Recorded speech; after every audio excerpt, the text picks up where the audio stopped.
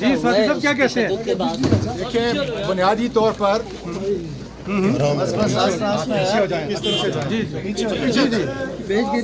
बुनियादी तौर पर FIR काटने के बाद कानून और आइन को देखें और अदलिया ने कितने बड़े फैसले दिए इसमें कि कस्टोडियल टार्चर नहीं होगा। 3 बातों पे जो है कस्टोडियल टार्चर जो इन्होंने किया है कि आपने सेनेटर सैफुल्लाह को क्यों भगाया, और उसके बाद कि इमरान खान के जो है बताओ कि इस ट्वीट के बाद उसका क्या जवाब आया। ये वो अवामिल हैं, तुम क्या तैयारी कर रहे हो?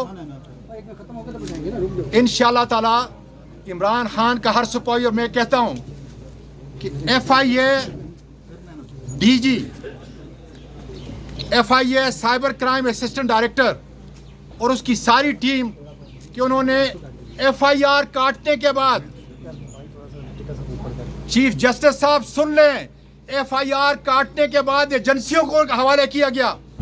2 घंटे तक में मावराए कानून, मावराए आइन उनके कब्जे में था जिन्होंने तशद्दुद किया है।